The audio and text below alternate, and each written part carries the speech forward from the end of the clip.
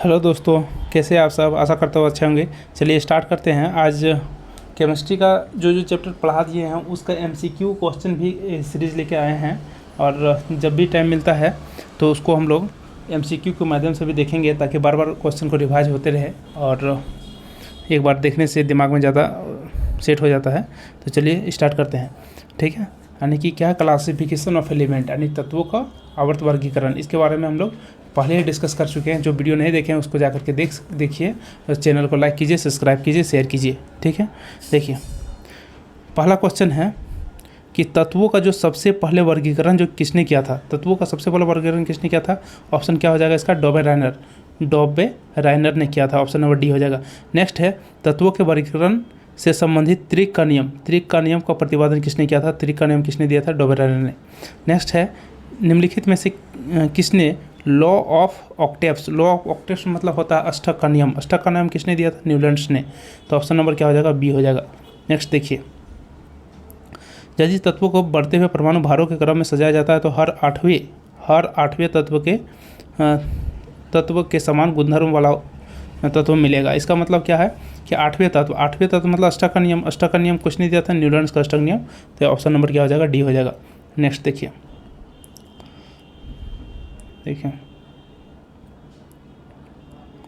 लिखा हुआ है, तत्वों के भौतिक और रासायनिक गुणधर्म जो होते हैं वो परमाणु भारों के आवर्त फलन होते हैं। परमाणु भार के आवर्त फलन होता है, ऐसा नियम किसने बताया था? तो मेंडलीव ने बताया था, ठीक है।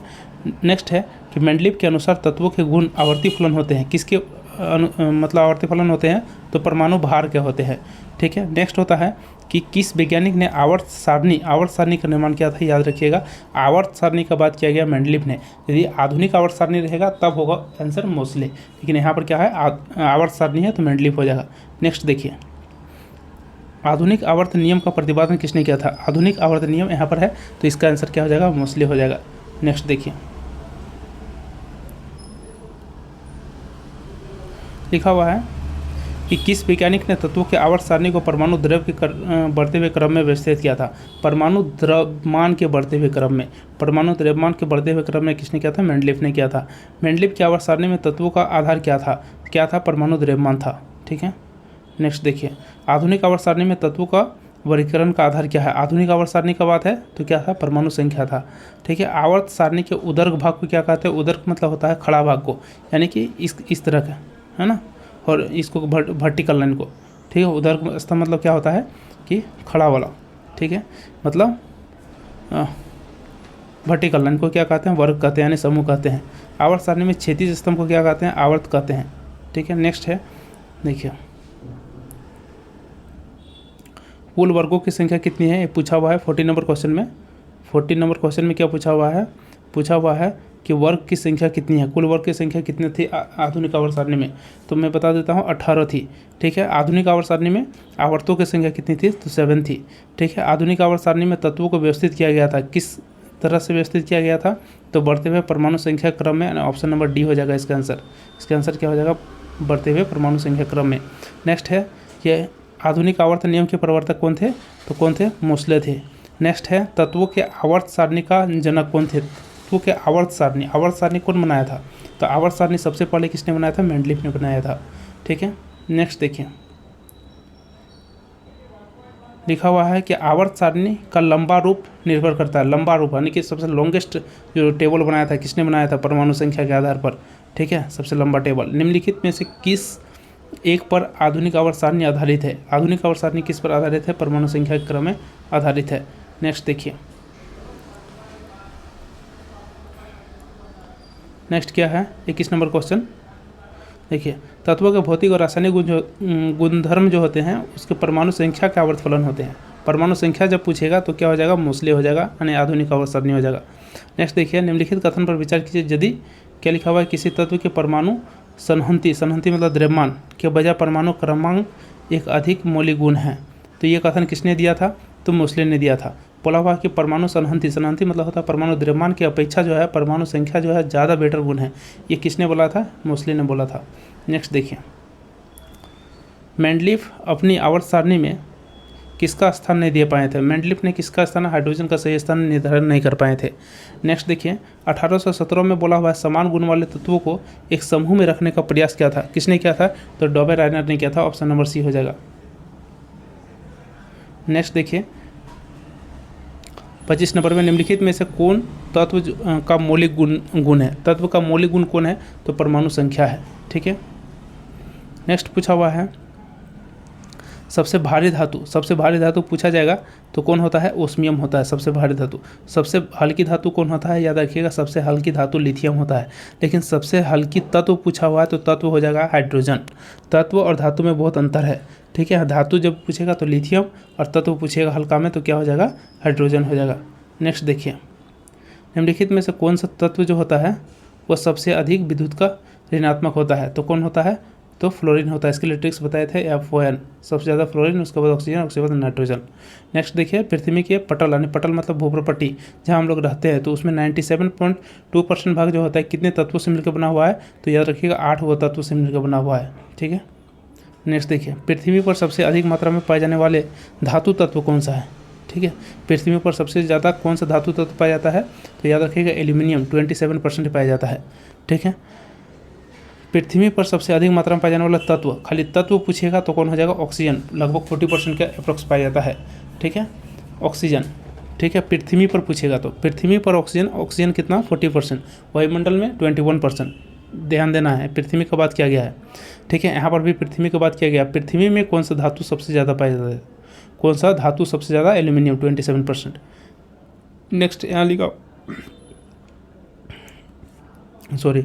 नेक्स्ट है ट्रांजिशन एलिमेंट की विशेषता क्या है? ट्रांजिशन एलिमेंट मतलब होता है संक्रमण तत्व। कौन सा ब्लॉक में? डी ब्लॉक एलिमेंट में। नेक्स्ट देखिए आवर्त सारणी के दूसरे आवर्त में तत्वों की संख्या कितनी है?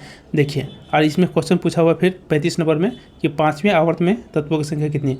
तो देखिए इसको लिए एक ट्रिक्स बताते हैं, याद रखिएगा 2, 8, 8। ठीक है। 18, 32, 32। ठीक है।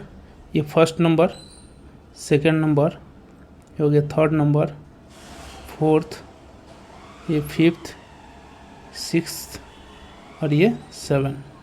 याद रखिएगा पहला जो आवर्त होता है उस पर 2 तत्व, दूसरा में 8, तीसरा में 8, चौथा में पूछेगा 18, पाँचवा में 18, छठा में 32 और सातवां में भी 32। सबको जोड़ेंगे तो टोटल आ जाएगा 118 यानी पूरा पीरियोडिक टेबल में कितने तत्व है? 118 तत्व है। ठीक है। कोई भी आवर्त के बारे में पूछेगा तो इसको याद रखिएगा 2, 8, 8, 18, 18, 32, 32। ठीक है। 2, 8, 8, 18, 18, 32, 32। ठीक है।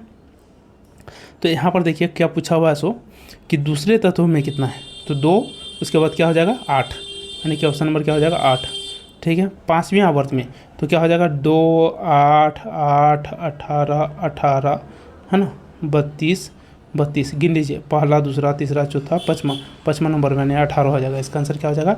18 हो जाएगा। राइट आंसर क्या हो जाएगा? ऑप्शन नंबर सी हो जाएगा। नेक्स्ट देखिए तत्व का प्रतीक किसके द्वारा दिया गया था? यानी तत्व का जो हम लोग सिंबल देते हैं जैसे हाइड्रोजन का या ऑक्सीजन का, वो तो ये सबसे पहले किसने दिया था? ठीक है। ये किसके द्वारा दिया गया था? जॉन डाल्टन के द्वारा दिया गया था। याद रखिएगा इसको, जॉन डाल्टन। CDS के एग्जाम में पूछा हुआ है। नेक्स्ट देखिए आवर्त सारणी में ऐसे कितने तत्व हैं जिनमें प्रत्येक तत्व के नाम पर प्रतीकात्मक निरूपण एकल वर्णमाला द्वारा किया जाता है? इसका मतलब आप क्या समझे? इसका मतलब ये बोला कि एकल वर्णमाला द्वारा किया जाता है, उसका प्रतीकात्मक मतलब उसका सिंबल जो होगा वो सिंगल रहेगा। ठीक है। जैसे कि हाइड्रोजन में क्या है? एक ही केवल H है। लेकिन हम हीलियम का बात करते हैं तो H भी है और E भी है, तो इसमें 2 वर्ड आ गया है। तो बोला ऐसा कितना जो तत्व है जिसका सिंबल जो है एक वर्णमाला के द्वारा मिलकर बना हुआ है? जैसे कि हाइड्रोजन है तो हाइड्रोजन एक हो गया, ऑक्सीजन है सिंगल हो गया, फ्लोरीन है F हो गया, नियोन है तो Ne हो गया, है ना। फिर आपका Cl है तो इसमें 2 हो गया, C और L। लेकिन पूछा हुआ है कि जो सिंगल सिंबल वाले की संख्या कितना है? तो सिंगल वाले की संख्या कितना है? तो याद रखिएगा 14 है ऐसा। ठीक है। नेक्स्ट पूछा हुआ है टीन का जो प्रतीक है वो क्या होता है? टीन का SN होता है, याद रखिएगा। आइंस्टाइनियम का परमाणु संख्या कितना होता है? 99 होता है। आधुनिक आवर्त सारणी में कार्बन से पहले कौन सा तत्व आता है? कार्बन से पहले आता है बोरॉन।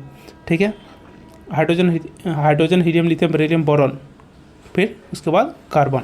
ठीक है, हाइड्रोजन, हीलियम, लिथियम, है ना, बेरिलियम, बोरॉन, कार्बन। तो कार्बन से पहले कौन आता है? बोरॉन आता है। आंसर क्या हो जाएगा? बोरॉन। नेक्स्ट देखिए, लिखा हुआ है कि आवर्त सारणी में 2 तत्व है जो फ्रांस के नाम पर रखा हुआ है। पहला का नाम एक फ्रांसियम है, दूसरा का नाम क्या है? फर्मियम है। ठीक है, नेक्स्ट देखिए, निम्नलिखित में से किस वैज्ञानिक ने पोलोनियम तत्व की खोज किया था? पोलोनियम तत्व को खोज किया था मैडम क्यूरी ने किया था, याद रखिएगा। ठीक है, नेक्स्ट देखिए,